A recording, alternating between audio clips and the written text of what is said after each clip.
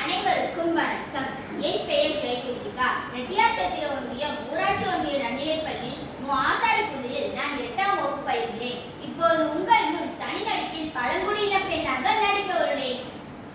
பறவைக்கும் விலங்கிற்கும் உணவளிக்கும் மழை எங்கள் மழை, பரம்பு மழை, வந்தவர்க்கும் வருபவர்க்கும் வாழ்வாளிக்கும் எங்கள் மழை, பரம்பு மழை.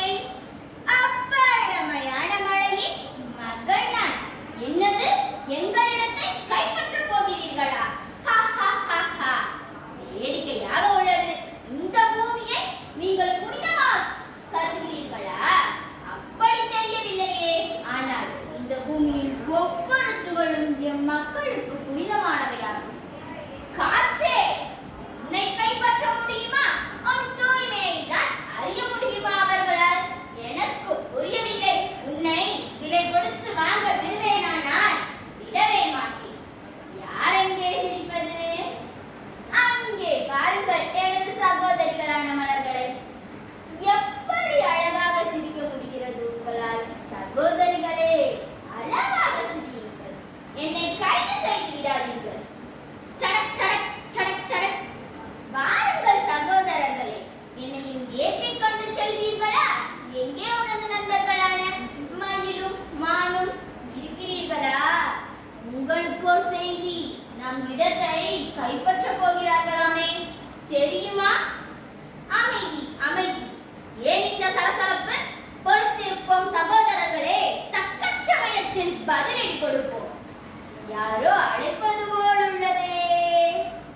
ஓ, பாயும் நீரோட்டங்களின் ஓசையா? மிக ரம்மியமாக உள்ளது. உங்களுடன் ஒன்றுடன் ஒன்றாக கலந்திருப்பது எனது மூதாதையரின் குருதிதானே.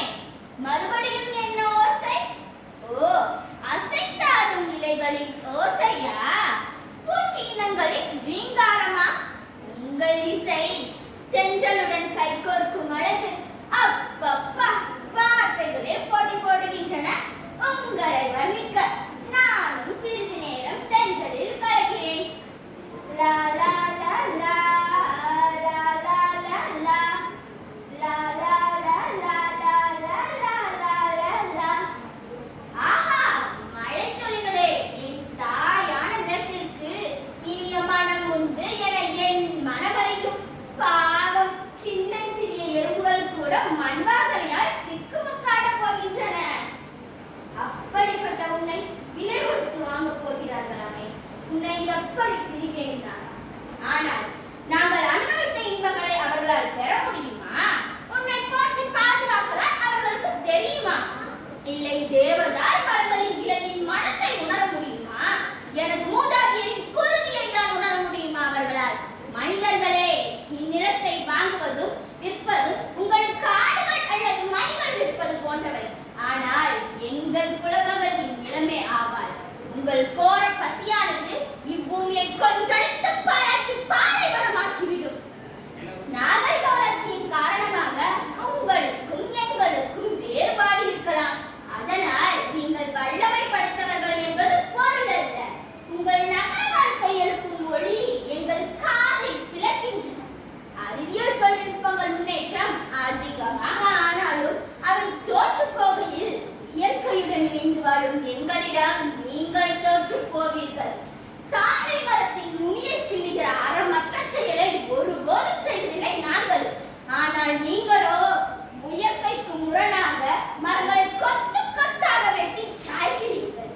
சரி, நீங்கள் எழுப்பிய வான நாவிய கட்டிடங்கள் விண்ணை முட்டும். ஆச்சரியம் இல்லை. ஆனால் தூக்கணாங்குருவியின் நுட்பக்கலையை எண்ணினால் வியந்து போவீர்கள். சரி, நிலத்தை பங்கு போடும் உங்களால் வானத்தை பங்கு போட முடியுமா? பேதை மக்களே, முதலில் நேசிக்க கற்றுக்கொள்ளுங்கள். எதை என்று வினவுகிறீர்களா? நம்மை தாங்கும் பூமியை நேசியுங்கள். நம்முடன் வாழ்க்கையை பகிரும் மரங்களை நேசியுங்கள். பூக்களை நுகருங்கள். இயற்கை சூழலை ஆராதியுங்கள். மற்றும் ஒரு வேண்டுகோள், முழுமையான